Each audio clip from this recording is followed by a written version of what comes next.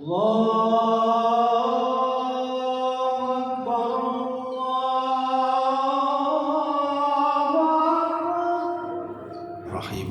Assalamualaikum warahmatullahi wabarakatuh. Alhamdulillah al-baril jawad alladhi ni'amahu anil ahsa'i bil i'dad. Asyhadu an la ilaha illallah wa anna Muhammadan abduhu wa rasuluh la nabiyya ba'dah. Sidang jemaah majlis ilmu yang dirahmati Allah Subhanahu wa taala, seperti mana biasa sambilan kita menunggu Aisyah, mari terlebih dahulu kita pasangkan niat i'tikaf di dalam masjid, yang insya-Allah dengan niat itu akan diberi pahala lebih oleh Allah Subhanahu wa taala.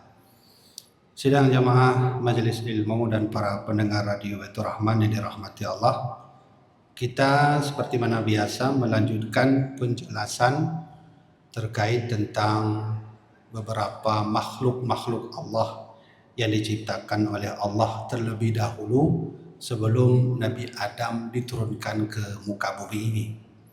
Pada pertemuan yang lalu kita sudah membahas bagaimana Allah menciptakan malam, menciptakan siang, menciptakan bulan, menciptakan matahari, menciptakan bintang, menciptakan al-hawa. Al-hawa itu angin, dan seterusnya. Semua itu sudah kita jelaskan secara bertahap. Maka malam ini kita ingin mendengarkan kembali kajian lanjutan yang akan disampaikan oleh Imam At-Tabari, salah seorang imam ahli tafsir dan juga ahli dalam bidang hadis. Maka kaum muslimin rahimakumullah, dalam hal ini saya bacakan kitab beliau, yaitu kitab Tarikh At-Tabari, yang menjelaskan sejarah permulaan segala sesuatu, yang nanti insya-Allah kita akan masuk ke era terciptanya Nabi Adam alaihi salam. Jamaah dirahmati oleh Allah, Imam At-Tabari pernah berkata, wa khalaqallahu bahran. Allah menciptakan makhluknya bernama bahran. Bahrannya laut. Jadi diciptakan oleh Allah makhluknya yang bernama laut. Apa yang terjadi pada laut itu? Fajara dunas samai miqdara thalathi farasikha. Ini perlu diketahui, laut yang diciptakan Allah ini bukan laut yang kita lihat sekarang. Jadi mana nyo tajak laut, hai mutuna urang begah jak tajak laut, nya laut bumawa. Itu laut di dunia. Allah pernah menciptakan satu laut. Laut itu tidak ada yang tahu kecuali Allah sendiri. Nanti kita akan lihat apa isi laut itu. Nah, ini yang sampaikan ini adalah Imam At-Tabari. Beliau ahli tafsir. Bahkan beliau ada kitab namanya Kitab Tafsir At-Tabari dan ahli hadis. Nah, kita akan lihat malam ini, kita dengar sama-sama laut seperti apakah yang diciptakan Allah itu. Jadi kata Imam At-Tabari, laut yang diciptakan Allah itu fajara dunas samai miqdara thalathi farasikha. Laut itu berjalan di bawah langit. Di bawah langit ada langit, di bawah langit itu ada laut. Itu jaraknya itu sekitar thalathi farasikha. Thalathi farasikha itu kalau bahasa kita 3 farsah. Munyo sabo farsah nyan ukuran berarti jetabuh makna laju 7 kilometer. 7 lebih. Oh, mohon maaf, 5, sekian lebih satu farsah. Kemudian kalau istilah 3 farsah itu sampai 16,5 kilometer. Begitulah gambarannya. Kemudian wa huwa maujun makfufun qaimun fil hawa'i bi amrillah. Dan laut itu berupa gelombang yang terarah. Lalu dia itu berdiri atau berada di dalam hawa. Hawa itu udara. Jadi ada laut diciptakan Allah dan kita nak tahu laut itu di mana. Wallahu alam.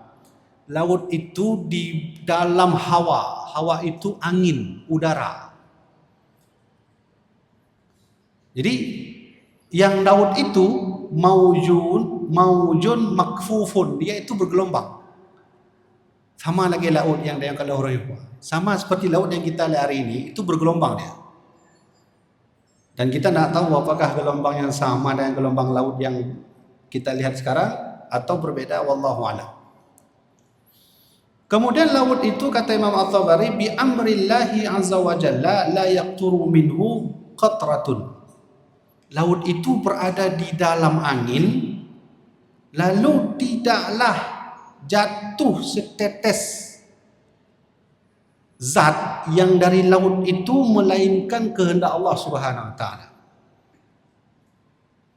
Nah, itu laut buatan Allah Subhanahu wa taala. Sebab begini kaum muslimin, yang kita lihat di dunia ini persentasenya itu hanya tidak lebih 10% yang ditampakkan oleh Allah makhluk-makhluk ajaibnya.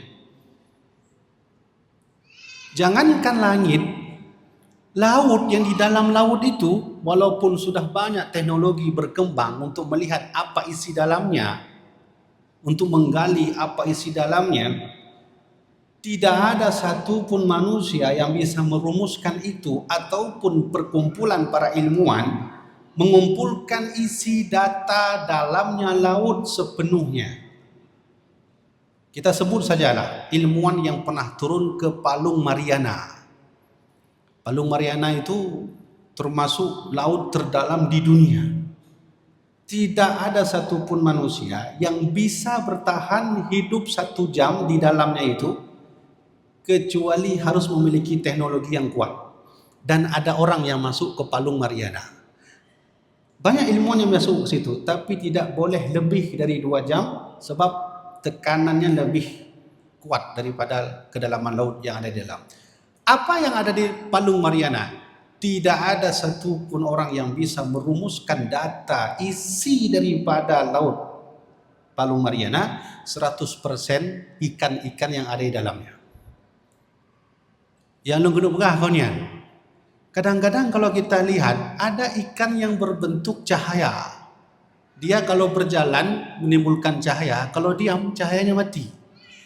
Ikan itu tidak ada di laut lain kecuali di Palung Mariana. Yang mana? Mang ketika kita yang melihat gua tunggu, mandran paling kalian hebat YouTube. Silakan buka di YouTube. Orang-orang yang datang ke bawah itu ke Palung Mariana, dia hanya menemukan beberapa spesies saja tentang data isi laut Palung Mariana. Itu laut, belum lagi alam semesta. Maka yang kita lihat di alam semesta hari ini, baik bintang yang kita tahu, baik planet-planet yang namanya sudah tersebar dalam ilmu pengetahuan, apakah itu Merkurius kah, Venus kah, Jupiter kah, itu tidak sampai 5%. 95%-nya itu hanya Allah yang mengetahuinya. Nah, termasuk makhluk-makhluk yang Allah sebut itu, ini yang disebut oleh Allah tadi dengan istilah bahran. Bahran ini satu laut yang dia berada di alam semesta. Nah, maka begitulah hebatnya Allah Subhanahu wa taala. Kapan kita bisa lihat itu? Nanti kalau masuk surga, insyaallah. Suatu saat jika kita masuk surga nanti, Allah akan tampilkan semua makhluk-makhluknya yang tak pernah kita lihat selama di bumi. Kalau masuk surga, kalau masuk neraka ya nak nampak lah. Ya, insyaallah kita semua dimasukkan surga oleh Allah Subhanahu wa taala. Baik, kita lanjut lagi. Kemudian wal biharu kulluha sakinatun. Dan di dalam laut itu ada laut-laut yang lain menyertai laut yang kita bahas ini. Sakinatun, keadaannya diam. Walaupun gelombang, dia itu diam. Kalau laut di dunia, dia bergerak karena ada efek angin. Dan gelombangnya hadir karena ada angin. Sedangkan laut yang Allah ciptakan ini sakinatun, walaupun dia bergelombang tapi dia diam pada tempatnya. Nanti kita buktikan, benarkah ada laut ini? Insyaallah kita buktikan nanti. Kemudian wadzalikal bahru jarin fi sur'ati sahmi, dan demikian pula lah laut itu bergerak, dan bergeraknya laut ini fi sur'ati sahmi, sama seperti anak panah. Anak panah itu kalau kita tarik, kita lepas, itu kan cepat geraknya ya. Itu laut yang Allah buat itu, begitulah kecepatannya.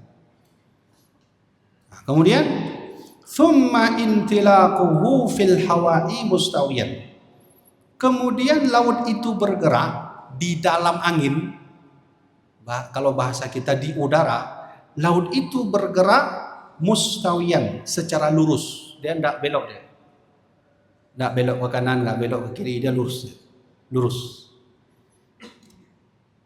Kemudian ka'annahu hablun mamdudun ma bainal masyriqi wal maghribi. Seolah-olah seperti tali yang membentang. Ada laut yang Allah ciptakan, ada laut juga lagi, ada laut yang lain, ada beberapa laut yang laut itu berada di dalam satu laut yang luas. Dan kata Imam Ibnu Tabari, beliau mengatakan hablun mamdud, seperti ada tali. Hablun itu kan tali. Hablun minallah, pertalian kepada Allah, dari Allah, itu tali dia. Jadi dia lurus geraknya. Nah, kelurusan geraknya itu kata beliau al-masyriqi wal maghrib, di antara timur dan barat. Jadi dari timur dan barat itu lautnya itu bergerak satu arah, seperti ada tali. Fatajri syamsu wal qamaru wal khunnas fil lujjatin ghamrin dalikal bahri. Nah, ini yang penting. Di dalam laut itu kata Imam At-Tabari ada makhluk-makhluk Allah yang kita lihat hari ini. Di dalam laut yang luas itu kata Imam Tabari, fatajri syamsu, hadirnya matahari di dalamnya. Berarti mata urang yang dekat urangnya ni dalam laut tu. Ngan beda bayangkan laut lah, berarti laut berarti lagi laut bumau. Ada beda ni beda ni. Jadi dalam laut itu ada matahari, kemudian wal qamaru, ada bulan di dalam laut itu. Ada bulan, kemudian wal khunnas. Khunnas itu nanti kita bahas. Itu ada penjelasan sendiri dari Rasulullah SAW. Ada makhluk Allah namanya khunnas. Nanti kita akan bahas itu. Nah, pada dua hal itulah fi lujjatin ghamrin dzalikal bahari, yang mereka itu bergelombang besar di dalam laut itu. Nah, jadi perhatikan baik-baik, ada istilah yang disebut dengan lujjatin ghamri, itu bergelombang besar. Gelombang besar laut itu, di dalamnya itulah ada matahari dan bulan. Maka oleh karena itu Allah berfirman, kullu fi falakin yasbihun, kullu fi falakin yasbahun. Allah berfirman, pada tiap-tiap masing-masing itu beredar pada rotasinya. Kemudian wal falaku dawaranul ajlati fil lujjati ghabrin dalikal bahari. Dan Allah berfirman tadi tentang kalimat falak. Falak itu apa artinya? Falak itu dawaranul ajlati fil lujjatin ghamrin. Falak itu adalah peredaran roda. Kalau kita lihat ban mobil, ban motor, itu roda, itu yang disebut dengan falak. Maka rotasi, bumi itu punya rotasi, matahari punya rotasi, planet-planet itu punya rotasi. Ini matahari, itu seluruh planet mengelilingi pusat rotasi matahari. Kemenanku. Waktu tengok jamun jak gula kan kena pelajarannya jamun. Itu begitu dia. Maka itulah yang disebut dalam Quran tadi dengan istilah falak. Makanya ada istilah nanti dalam satu bidang ilmu disebut ilmu falak. Ilmu falak itu apa? Ilmu yang fokus untuk meneliti tentang peredaran planet. Dari sanalah nanti muncul hari Senin begini waktunya. Bulan pertama begini waktunya. Masuk Januari begini waktunya. Per setiap tahun begini harinya. Itu semua hasil daripada penelitian tentang peredaran matahari kah, bulan kah, dan seterusnya. Dan ulama kerajaan Aceh Darussalam yang saya tahu yang ahli dalam bidang ilmu falak tentang meneliti peredaran bulan, matahari dan planet, yang saya tahu 2 orang. Pertama, Imam Masjid Raya Baitur Rahman, generasi pertama yang diangkat oleh Sultan Iskandar Muda. Beliau adalah Syekh Abdul Rauf As-Singkili. Beliau pernah menulis kitab berjudul Risalatut Taqwim. Satu takwim itu karya Syekh Abdul Rauf As-Singkili. Syekh Abdul Rauf As-Singkili itu jamaah dirahmati Allah, imam besar pertama Masjid Raya Baitur Rahman. Begitulah catatan yang ditulis oleh Van Lengen di dalam bukunya. Salah seorang tokoh Belanda yang pernah ke Aceh, dia tulis buku namanya Van Lengen, dia tulis buku, di sanalah dia ungkap bahwa Masjid Raya dulu punya imam besar pertama namanya Syekh Abdul Rauf Al-Singkili, atau bahasa lainnya Syekh Abdul Rauf Al-Fansuri. Yang kedua, yang ahli dalam bidang ilmu falak dari generasi kerajaan Aceh Darussalam, seorang mufti bernama Syekh Abbas bin Muhammad atau Tengkuci Kutakarang. Beliau pernah menulis tentang itu. Begitulah ulama kita dulu, bukan hanya ahli dalam bidang kitab kuning, bukan hanya menghafal Quran, bukan hanya menghafal hadis, tapi juga mereka punya bab khusus yang mereka pelajari. Kalau Tengkuci Patikulu, beliau di bidang mengatur siasat perang. Jadi ulama zaman dulu nampak bab rawa. Mesti kita mengenai kena jak nyong kita nyong tajak but bagian ekonomi Islam. Datanglah ke Syekh Abdul Rauf As-Singkili. Di kita nyong mengetabunya bab tentang masalah siasat perang. Boleh datang ke Tengkuci Patikulu, boleh datang ke Tengkuci Kutakarang. Begitulah, ada bab-babnya sendiri. Baik. Nah, kemudian itu disebut dengan falak tadi. Falak itu peredaran bulan dan matahari. Walladzi nafsu Muhammad biyadihi. Dan demi jiwa Muhammad di tangannya, yaitu di tangan Allah. Lau badatis syamsu min dalikal bahri, jikalah tampaklah matahari yang demikian itu pada laut, maka la ahraqat kulla syai'in fil ardi, maka bumi akan mengalami kehancuran. Artinya, jika matahari itu tidak berada dalam laut buatan Allah tadi, dia berpisah sendiri, maka bumi akan mengalami kehancuran. Baik. Sekarang kita simpulkan dulu. Ini yang kita sedang bahas ini, kaum muslimin, adalah satu makhluk Allah yang sangat ajaib. Namanya laut. Laut yang kita bahas ini bukan laut yang ada yang kita lihat di bumi, tapi laut yang terhampar di atas alam semesta. Oke, pertanyaannya, apakah sains pernah menjelaskan ini? Yang gitu ya. Orang kalau mendengar cerita ini, ada sebahagian umat muslim bilang, ini dongeng, kan gitu ya? Ya kan? Ini tentang laut ini, pasti sebahagian orang mengatakan, itu penjelasan itu dongeng, tak ada. Mana ada laut di alam semesta? Nggak ada. Tapi pertanyaannya, bisa nggak matan kitab ini yang ditulis oleh ahli tafsir, ahli hadis, yang membahas tadi tentang laut, apakah pernah ditemukan dalam dunia sains bahwa ada laut di alam semesta? Ada. Penelitian inilah yang nanti ditemukan oleh salah seorang tokoh yang disebut dengan Albert Einstein dengan rumusnya MC kuadrat. Silakan buka nanti data, ada dua istilah kita ingin buktikan, ada nggak laut di alam semesta? Pertama, silakan nanti buka data. Ada namanya istilah dalam bidang ilmu pengetahuan astronomi itu dengan disebut dilatasi waktu. Dilatasi waktu.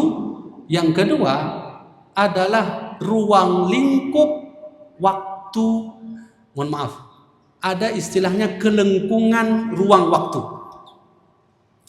Dua definisi ini yang pernah terjadi perdebatan antara Albert Einstein dengan ilmuwan Eropa lainnya. Mereka berdebat untuk membahas sebenarnya gravitasi yang ada di bumi, apel yang jatuh dari atas ke bawah, itu terpengaruh dengan gaya gravitasi ataupun terpengaruh dengan kelengkungan ruang dan waktu. Lu rasa mungkin sebagai orang yang namfung tanya nunggu. Saya ingin katakan, kalau ingin membuktikan laut yang disebut ini, pakailah rumus dua tadi. Rumus fisika yang pertama disebut dengan dilatasi waktu. Rumus fisika yang kedua adalah buktikan hakikat daripada kelengkungan ruang waktu. Saya pakai analogi saja. Analogi simple saja. Di dalam alam semesta kita ada matahari. Matahari dan bumi itu massa yang berbeda. Unsur zat kimia yang dimiliki oleh matahari dan bumi itu berbeda. Energi yang ditimbulkan oleh dua makhluk Allah ini juga berbeda. Rumusnya, kalau kita pakai rumus MC kuadrat, matahari adalah salah satu contoh yang memiliki massa dan energi terkuat sehingga di sekelilingnya bisa mengubah ruang kelengkungan ruang dan waktu. Rumusnya, kalau ruang kelengkungan ruang waktu semakin terjadi, maka posisi kita berada di dalamnya semakin melambat. Saya berikan contoh saja. Ada dua orang. Pertama dia tinggal di bumi, satu orang lagi dia ke alam semesta. Kita anggap sajalah yang ada di bumi namanya Ahmad, yang ada di ruang angkasa namanya Muhammad. Ahmad dengan teori waktu jam yang seperti mana biasa dialami di bumi, itu sangat berbeda dengan Muhammad yang berada pada posisi kelengkungan ruang dan waktu akibat daripada efek massa dan energi matahari. Pertanyaan dasarnya adalah, mana yang lebih lambat, Muhammad atau Ahmad yang ada di bumi? Yang lebih lambat Muhammad yang ada pada posisi kelengkungan ruang dan waktu. Ibaratnya, kalaulah orang ini hidup dalam satu hidup, kita sebutlah kembar, Ahmad dan Muhammad ini orang kembar, maka lebih tua Ahmad yang ada di bumi daripada Muhammad yang ada dalam posisi kelengkungan ruang waktu. Ahmad sudah berumur 60 tahun dan Muhammad masih berumur 40 tahun.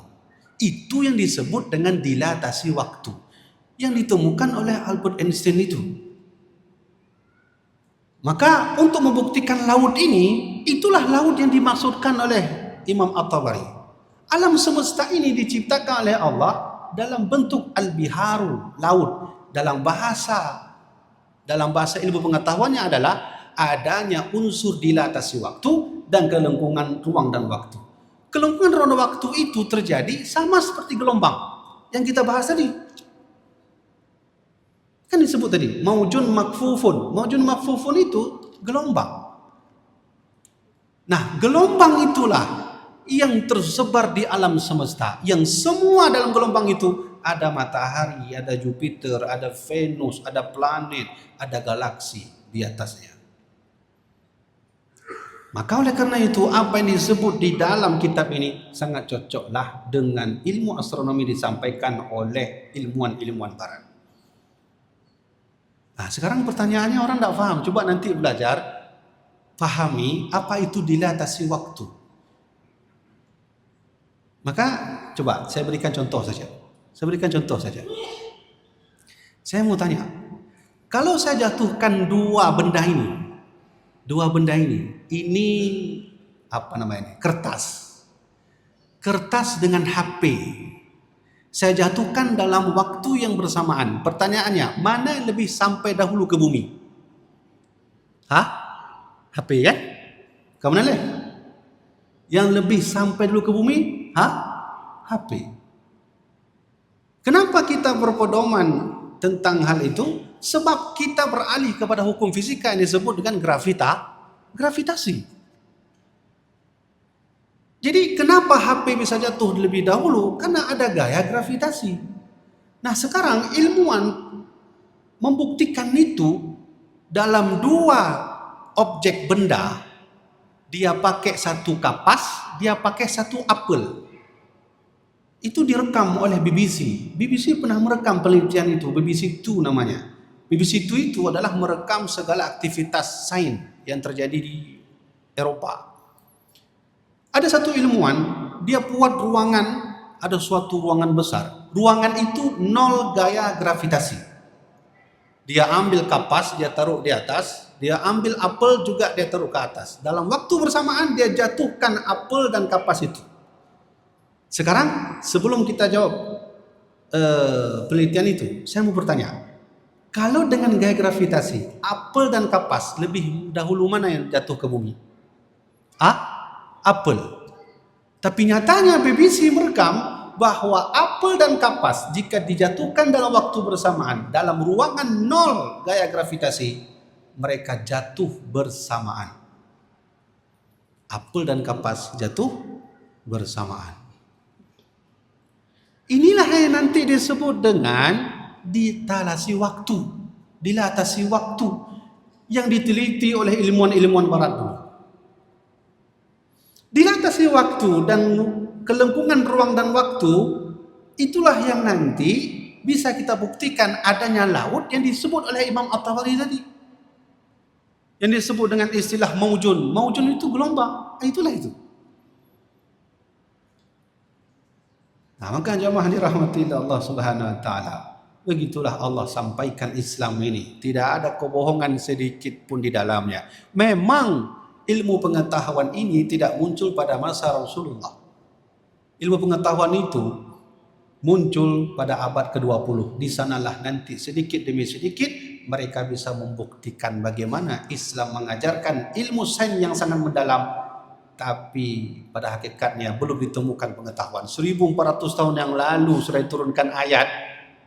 Walaupun masa itu belum ditemukan ilmu teknologi, tapi dibuktikan oleh ilmuwan pada abad 20. Ya, benar dulu. Nah, yang uniknya, tunggu sekalian, yang uniknya, dilatasi waktu dan kelengkungan ruang dan waktu itu tidak aktif ketika Rasulullah berangkat Isra dan Mi'raj. Ya kan? Tiga. Subhanalladzi asra bi abdihi. Kenapa? Karena Rasulullah berangkat tidak pakai rumus kimia, tidak pakai rumus fisika. Fisika dihilangkan Allah, kimia dihilangkan Allah. Allah sendiri yang memperjalankan Rasulullah SAW dalam Isra Mi'raj. Maka Rasulullah waktu Isra Mi'raj tidak ada hukum fisika di sana. Nabi tidak terkena hukum fisika, tidak terkena hukum matematika. 199 juta kilometer kecepatan cahaya itu tidak aktif pada perjalanan Isra Mi'raj Sayyidina Maulana Muhammad. Maka beliau berangkat dengan kecepatan yang tinggi, tubuh beliau sehat, ruh beliau sehat. Nyodanyo han sehat aku. Wajin cok aju Honda ka pohon balap pulang ngedanyo yang han dembun pijut. Kenau ngangen kan tepopo ke helikor aku. Kemudian kan? Kenapa? Karena hukum fisika aktif. Bayangkan Rasulullah dari Isra Mi'raj beliau Masjidil Haram ke Masjidil Aqsa. Kalau andai burak itu berjalan dengan memakai gaya kecepatan cahaya 199 juta kilometer dari Masjidil Haram ke Masjidil Aqsa, Nabi hanya memerlukan waktu 0,01 detik. Kalau kecepatan cahaya, tapi tidak ada di situ. Kecepatan cahaya itu non aktif. Nah, maka oleh karena itu jamaah dirahmati Allah, saya rasa penting kita belajar ilmu-ilmu seperti itu. Dalam hal ini untuk membuktikan tentang keaslian dan kebenaran agama kita sendiri. Ini yang sedang terjadi di Eropa. Itulah sebabnya orang Eropa hari ini grafik keislamannya naik. Orang Eropa dan makin ramai aja tamu Islam. Di kita yang ke Islam lebih dari Islam. Itu fakta yang terjadi. Nah, baik ya. Sekarang kita mau tanya kepada Rasulullah SAW.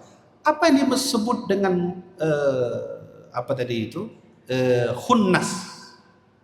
Nah, tadi kan ada disebut bahwa dalam laut itu ada matahari, ada bulan, ada khunnas. Sekarang kita tanya kepada Rasulullah. Khunnas itu apa? Dalam riwayat ini disebut bahwa Imam Ali pernah datang ke Nabi. Imam Ali datang ke Nabi, beliau bilang begini. Ini sebelum pertanyaan muncul, beliau bilang, Imam Ali, bi abi anta wa ummi ya Rasulullah. Nah, Nabi, demi ayahku, demi ibuku, engkau ya Rasulullah. Saya ingin bertanya Nabi, famal khunnas? Khunnas itu apa Nabi? Allah sebut dalam Al-Quran istilah khunnas. Khunnas itu apa? Maka Nabi menjawab, ya Ali, wahai Ali, hunna khamsatu kawakibin. Khunnas itu adalah 5 bintang. Khunnas itu 5 bintang. Pertama, Nabi sebut ada satu bintang di alam semesta, kata Nabi, namanya Al-Birjis. Birjis namanya. Yang kedua, Wazuhal. Ada satu namanya Zuhal, bukan Juhal. Kalau Juhal pakai jim itu artinya bodoh. Juhal. Kalau Zuhal, za, itu bintang. Jadi ada satu bintang namanya Al-Birjis, kemudian ada satu lagi namanya Zuhal, kemudian Wabahram. Ada bintang lagi yang disebut Nabi dengan Bahram. Yang keempat, yang kelima adalah Zuhrah. Nah, tapi uniknya Nabi bersabda, "Fahadhil kawaibu al-khamsatu at-tali'ati al-jariyati." Kamu tahu nggak Ali? 5 bintang ini itu bergerak bersamaan. At-tali'ati al-jariyati, dia terbit bersamaan, dia terbenam pun bersamaan. Wallahu a'lam bagaimana bentuk bintang itu kita tidak tahu. Maka Nabi bersabda, mithla syamsi wal qamari, sama seperti bulan dan matahari. Maka Nabi juga bersabda, al-adiyati ma'ha, dan juga bintang-bintang itu kembali bersama. Nah, itulah yang disebut dengan istilah al-khunnas. Nah, sampai hari ini kita tidak tahu bintang-bintang itu, sebab dalam ilmu astronomi sendiri menjelaskan tidak ada yang tahu berapa jumlah bintang di alam semesta. Kita sekarang hidup di bumi. Ketika kita keluar dari bumi, kita akan melihat bumi seukuran kecil, seperti kelereng. Kenapa kita keluar ke bumi melihat bumi seperti kelereng jika dibandingkan dengan matahari? Matahari itu, apabila bumi ingin seperti besarnya matahari, maka bumi harus dikumpulkan sebanyak 1 juta bumi baru seukuran matahari. Menyomenan bumo ubenyo nunggu matauro ubenyo. Matauro ubenyo. Bumo ubenyo ube pu yang hitam-hitam dalam buku erona. Yang hitam-hitam di dalam kuku, itulah bumi. Matahari sebesar ini. Dan di atas matahari ada yang lebih besar lagi yang disebut dengan galaksi.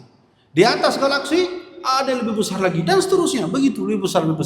Kita tidak tahu apakah khunnas itu ada di dalam galaksi kita Bima Sakti atau khunnas itu berada di galaksi terdekat Bima Sakti yang disebut dengan galaksi Andromeda.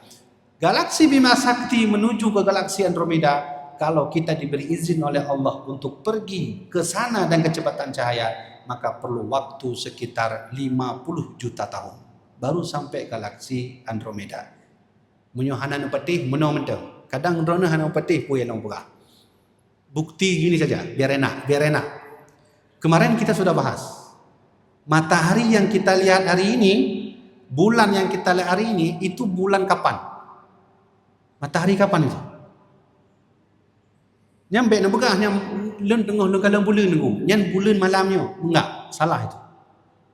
Bulan yang kita lihat hari ini itu bukan bulan sekarang. Itu bulan 8 detik yang lalu. Bulan 8 detik yang lalu itu proses cahaya masuk ke mata kita itu perlu proses 8 detik. Kenapa? Memakai kecepatan cahaya. Matahari yang kita lihat hari ini itu matahari 8 detik yang lalu. Cahayanya masuk ke bumi butuh waktu 8 detik. Menyo menandaku tak beri kesimpulan. Bulan dan matahari itu bukan bulan matahari sekarang. Itu bulan matahari 8 detik yang lalu. Itu jarak dengan kita sekitar 1,5 juta kilometer dengan bulan, dengan matahari. Bagaimana ketika kita ingin mengukur antara kita dengan Jupiter yang lebih jauh dari matahari? Belum kena bekah konya nunggu. Matahari yang kita lihat hari ini itu matahari 8 detik yang lalu. Ternyata bintang yang berkelap-kelip di atas sana itu bintang yang cahayanya baru masuk ke bumi sekitar ratusan tahun yang lalu. Maka Allah berfirman, "Wa zayyana as-samaa'a ad-dunya bimasabih." Kan gitu kan? Dalam Quran, kami hiaskan bintang-bintang di langit. Kenapa Allah berfirman tentang itu? Allah ingin mengajak kita untuk berfikir tentang makhluknya bernama bintang. Maka jamaah dirahmatillah Allah, inilah penjelasan kita dulu. Insyaallah kita lanjut kembali pada pertemuan yang akan datang. Mudah-mudahan bermanfaat. Wallahu a'lam bishawab. Wassalamualaikum warahmatullahi wabarakatuh.